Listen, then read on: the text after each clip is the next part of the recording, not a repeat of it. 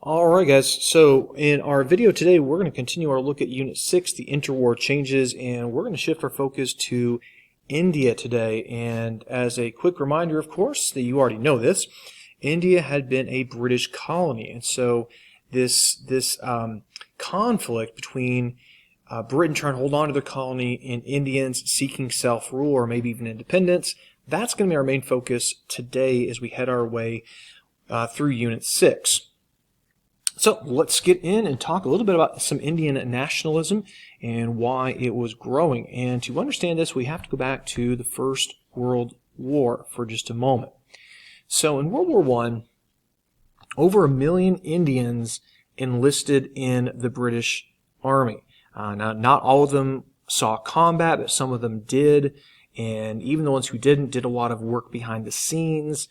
And Britain had basically kind of promised Indians that their service would lead to some changes in how Britain ruled over India, that there would be reforms, perhaps even self-rule at some point in the future. But once the war was over and Britain was celebrating their victory, they very quickly kind of decided they didn't want to do a whole lot of reform. And so a lot of Indian soldiers returned home to India to continue to be treated as second-class citizens in their own country. These are people who had fought for the British Empire, but are treated as second-class citizens by Britain in their own country. So that's going to rub people the wrong way rather. Now, some of these Indian nationalists said that what we should do is simply use violence against the British. There are so many of us, there's so few of them, we can't lose this, let's go ahead and rebel. But there was also a very powerful faction in India who thought that nonviolence was the key to gaining their independence from Britain.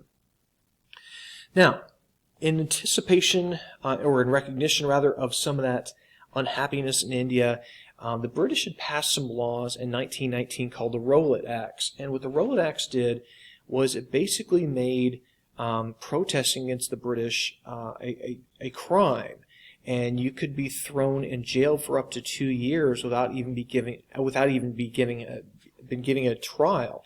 So this is something that, of course, British citizens would not have to do in Britain. They would have rights to protect them, but the British are saying Indians don't get those same rights even though they're part of the British Empire.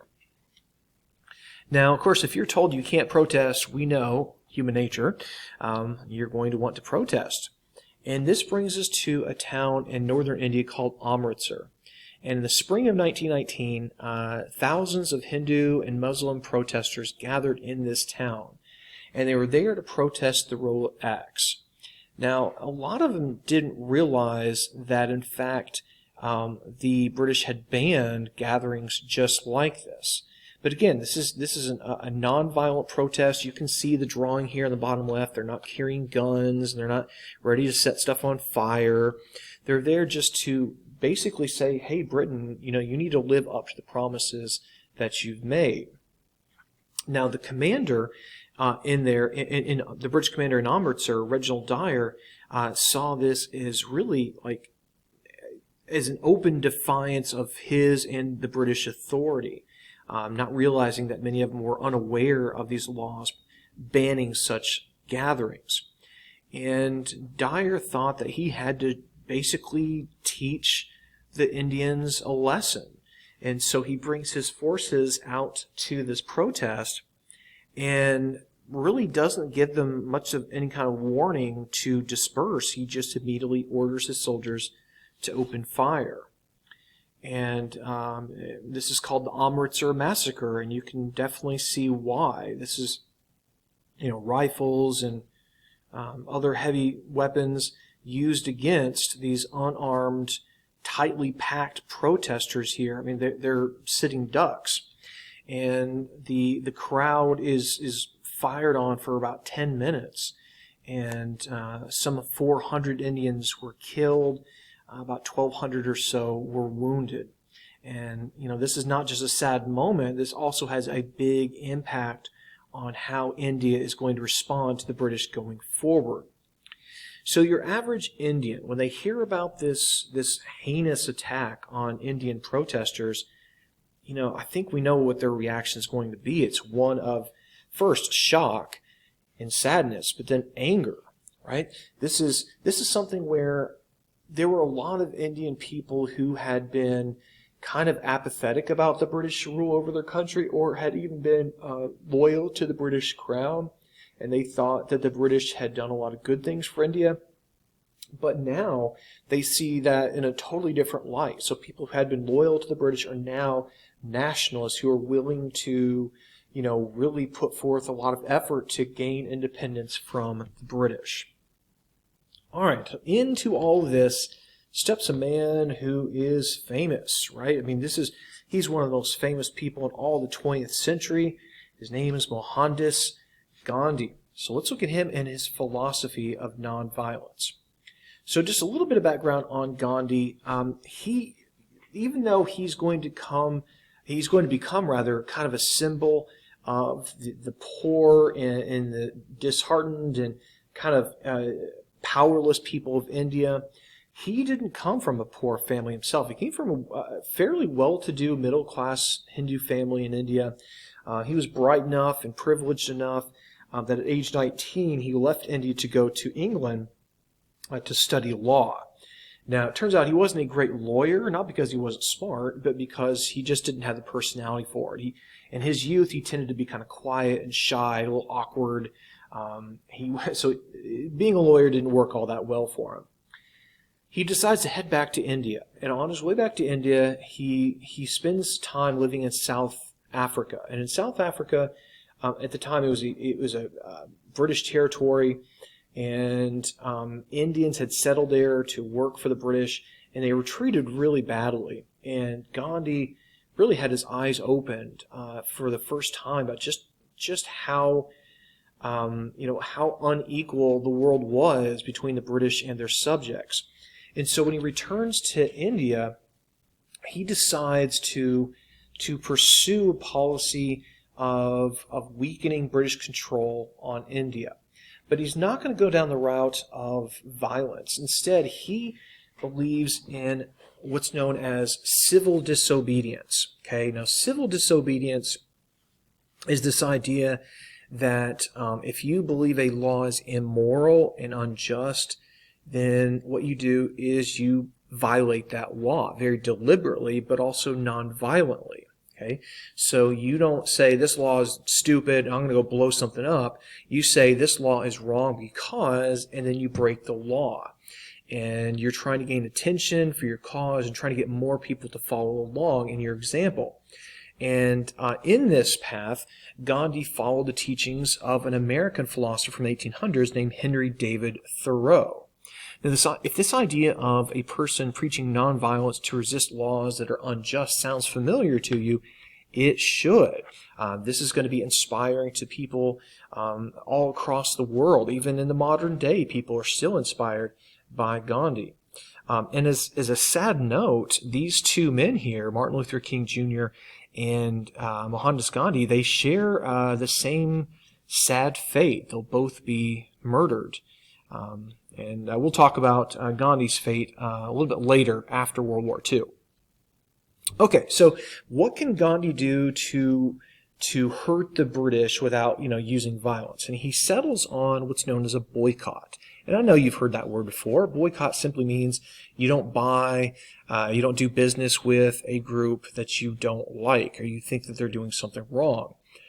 And so in the 20s and 30s, what Gandhi does is he encourages Indian people to stop buying or using British goods. Okay, we don't need their stuff. The British are here to make money, and if we're buying their things, we're helping them, and we need to not help them. We need to do the opposite. If we can hit them in the wallet, then they will take notice, and maybe they'll have no choice but to change their policies. A good example of this self-reliance that Gandhi is trying to encourage is this flag. So this is a flag that was chosen as part of this movement to resist the British. And you'll notice there's a spinning wheel on the flag, which seems like an odd thing to put on there. But the reason this was chosen is its symbolism. Gandhi told people you don't need to buy cloth from the British. Make your own. Spin your own thread, weave your own cloth. After all, we did this way before the British ever got here, and, we don't need them. We can be self-reliant. And Gandhi, he wasn't just talking the talk, he walked the walk. He would spend time almost on a daily basis spinning thread. And so this simple act of spinning thread becomes an act of resistance against the British. Notice that Gandhi here is wearing very simple peasant clothing. He believed that, to gain the trust of the peasants, he had to live like a peasant, that they wouldn't respect him if he was driving around in a Rolls Royce wearing a, tailored suit. He had to live the life that they live, living very, very simply and going without. You can see here Gandhi is, he went to Britain, and there's a pretty famous story about this where Gandhi got to meet the King of England, have tea with him. And, if you get to meet the king, you're going to wear your best clothing, right? Your best suit. And Gandhi wore this peasant outfit. And people kind of looked at him quizzically, like, what are you thinking? And Gandhi's response was that, well, the king's wearing enough clothing for both of us. And that's, of course, Gandhi's way of pointing out the fact that the British had more than enough stuff. They don't need anything else, and that the Indians can get by on very little. Now, as a result of these boycotts, the sale of British cloth, in fact, does drop sharply, and civil disobedience becomes a popular movement across India, and Gandhi actually gains supporters across the world. As people are following Gandhi's actions, they're inspired by what he's doing, and he's gaining a lot of goodwill from people across the globe. All right, so now we're going to look at a picture, and this guy right here in India is doing something. He's making something that is a very common substance, and you may not look at the picture, you may not realize what it is. It looks like sand or something, but what that is, believe it or not, is salt. Okay, so salt is going to play a big role in what happens going forward with the British rule over India.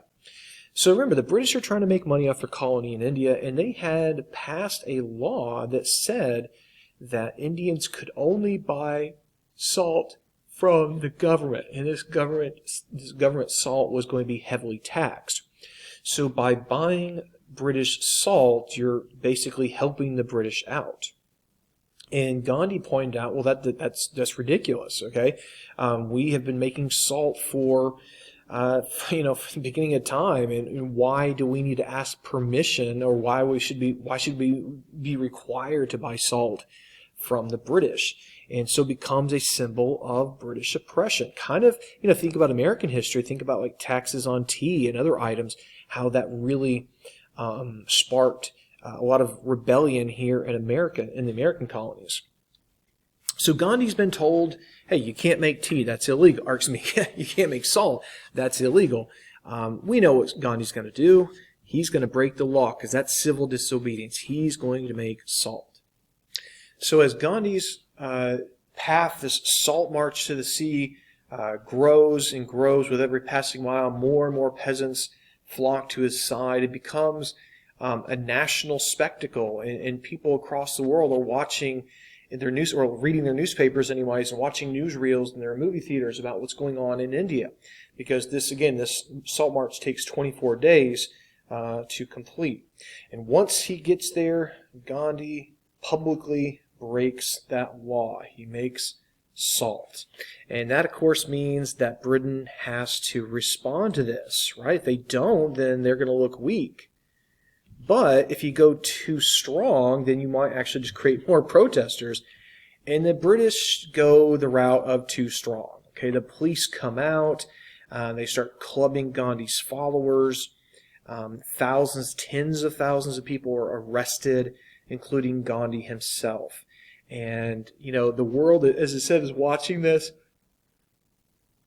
And the sympathy of the world is not with the British. I mean, a lot of people around the world just watching this thinking, what's the big deal? It's just salt. Why are you sending thousands of people to jail and beating them because they're making salt. That's ridiculous. And so Gandhi is, again, winning hearts and minds across not just India, but the globe. And he really is outsmarting and outmaneuvering the British with his nonviolent campaign. All right, let's now look at what happens as a result of Gandhi's efforts.